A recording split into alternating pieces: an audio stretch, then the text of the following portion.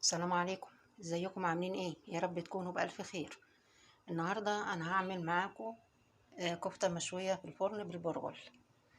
مقاديرها: انا معايا هنا نص كيلو لحمة مفرومة، معايا هنا دي دهنة منديل هفرمها واحطها فيها، ومعايا هنا بصلة وفلفل رومي وطاية وواحد حامي، ومعايا نص كوباية برغل ناشفة ما غسلتهاش، انا على دوبك مسحتها بس كده اهوت وهزيتها، طلعت منها ده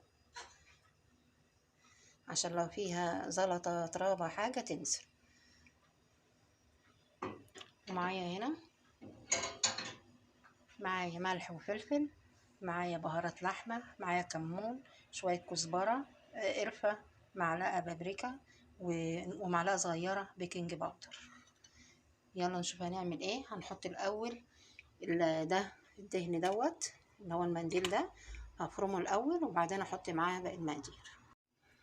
انا هنا فرمت المنديل اهو، هبتدي احط عليه القوطة والفلفل الحامي والبصلة والطماطمايه، افضيهم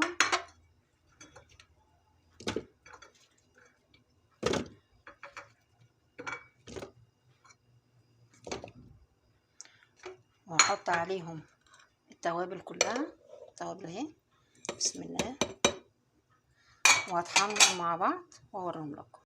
انا هنا طحنت التوابل وطحنت البصل والفلفل والقوطة وحتة الدهنة اهي، وهحط بقى دي كده ناشفة زي ما هي،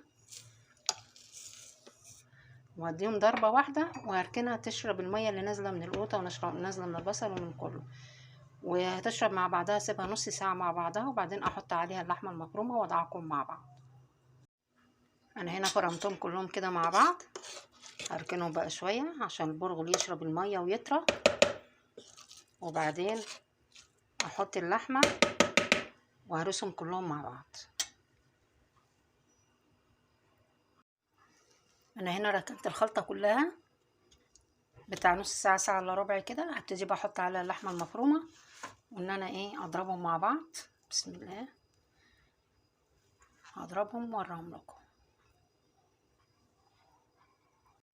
انا هنا طحنتهم كلهم مع بعض اهو اهي،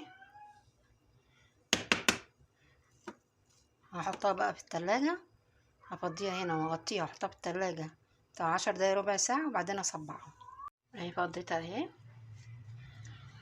هركنها بقى شوية لغاية اما ايه تستريح وبعد كده اصبعها.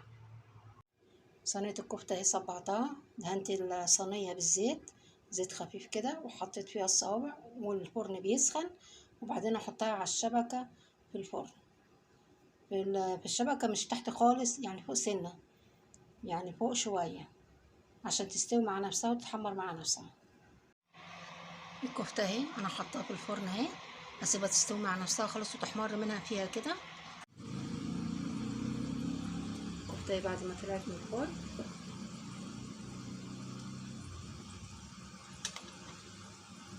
فرشة بقى واي حاجة ندهن الوش بتاعها كده عشان يديكي لمعة حلوة.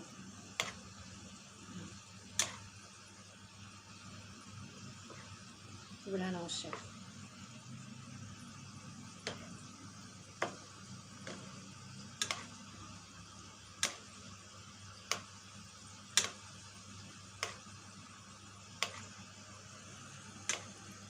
الدهون دي على فكرة ممكن تحطيها في أي أكل تاني بتبقى جميلة، هي كده يعتبر منديل سايح منها، وهي عبارة عن ايه دهون اللحم، وممكن تعملي بيها أي حاجة تاني.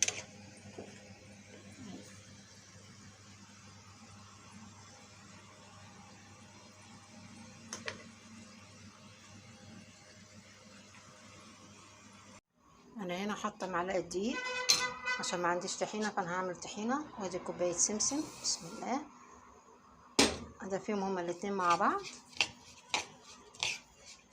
وبعدين هضربهم في الكبة. انا فضيتهم هنا في الكبة اهو، وهضربهم الاول وبعدين احط عليهم الزيت واضربهم تاني. انا ضربتهم اهو ونعموا، انا بحط الدقيق بس عشان تتقل شوية ما تبقاش خفيفة قوي اهو. هبتدي احط عليها الزيت واطحنهم مع بعض لغايه ما تبقى طحينه. كده معلقه دقيق تاني عشان الزيت كان كتير اهو. ما بتتركن بتتقل، كل ما تتركن بتتقل. هنا بقى انا هعمل سلطه الطحينه هنا على طول. انا معايا هنا طحينه ومعايا التوابل بتاعتها، ملح وفلفل وكمون وشويه شطه ونص ليمونه وشويه خل. بسم الله. واجيب لها كمان فصين توم وهضربهم مع بعض وشويه ميه صغيرين، وهوريها لكم بعد ما اعملها. انا هنا ضربتها بالخل اهي، تقلت اهي. هحط عليها التوابل واحط النص ليمونه وهضربهم تاني كلهم مع بعض. طحينه اهي بصوا، بسم الله. شايفين سمكها جميل ازاي اهي. ولما بتتخن برضو بعد شويه لما بتتركن شويه بتتقل شويه اهي. دي سلطه الطحينه. عايز تحط عليها بقى شويه بقدونس حطي، عايزه تحط عليها شويه شبت حطي، برضو بيدوا طعم حلو ليها. وادي الطحينه الخام، الطحينه الخام اهي. بالهنا والشفا.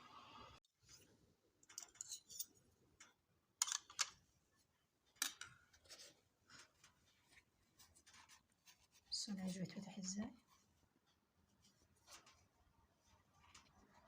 حط فيه شويه بطاطس،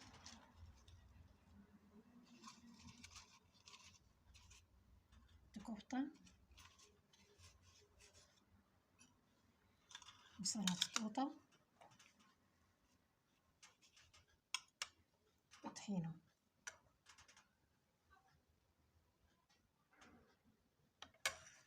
بالشكل ده.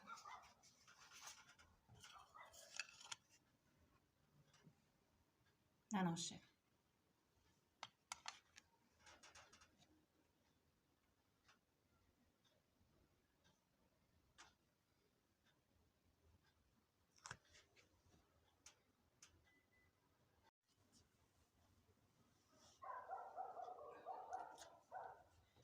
وده كان غدانا النهارده يا جماعه، بألف هنا وشفا.